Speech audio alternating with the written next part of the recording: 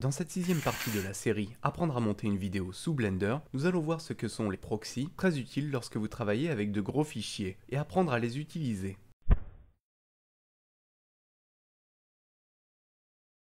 Lire une séquence brute, de vidéo ou d'image, dans un logiciel de montage n'est pas aussi simple pour un ordinateur que de lire une vidéo optimisée et rendue par un lecteur. Autrement dit, il y a de fortes chances pour que le compteur d'images par seconde, indiqué ici, soit parfois rouge lorsque vous jouez une animation, et suppose que certaines images ne sont pas lues. L'aperçu de votre vidéo est alors saccadé et le travail peut alors devenir désagréable et compliqué. La solution à ce problème est la suivante: les proxys.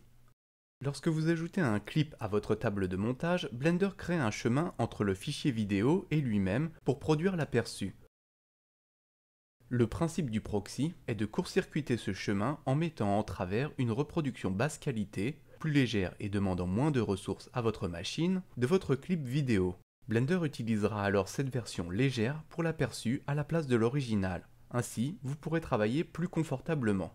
Une fois que vous ferez votre rendu, le proxy sera ignoré et la vidéo de qualité originale, supérieure, sera utilisée.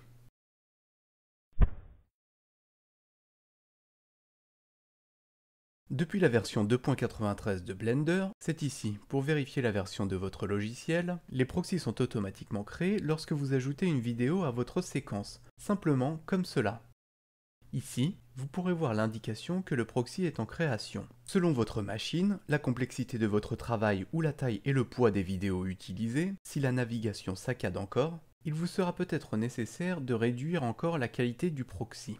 Pour cela, placez votre curseur au-dessus de la fenêtre de prévisualisation et appuyez sur la touche N pour faire apparaître ce panneau. Dans l'onglet View, puis dans le sous-menu View Settings, en face de Proxy Render Size, taille de rendu du proxy en français, vous pouvez réduire la taille de tous les proxys. 100% est la taille standard et correspond à un proxy de relativement bonne qualité. En réduisant les dimensions du proxy, vous améliorerez significativement les performances de Blender et donc la fluidité avec laquelle vous pourrez travailler vos séquences. Pour information, vous pourrez retrouver vos proxys, ou vérifier qu'ils ont bien été créés, dans un dossier généré par Blender et nommé par défaut BL-Proxy, situé à l'emplacement d'où provient le clip lié. Ici, nous pouvons constater que les proxys 25 et 100 ont été créés. Ces suffixes font référence à la taille du proxy en pourcentage. Pour terminer, au cas où vous noteriez l'absence de création d'un proxy, placez votre curseur au-dessus du séquenceur cette fois et appuyez sur la touche N. Dans l'onglet Proxy de ce nouveau panneau, cliquez sur ce bouton. Vous verrez alors ici les proxys être construits ou reconstruits.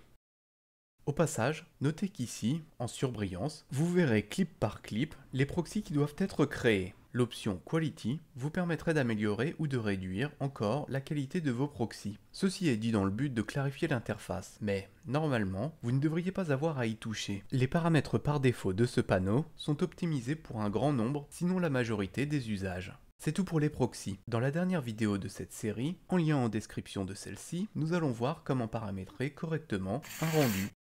À bientôt!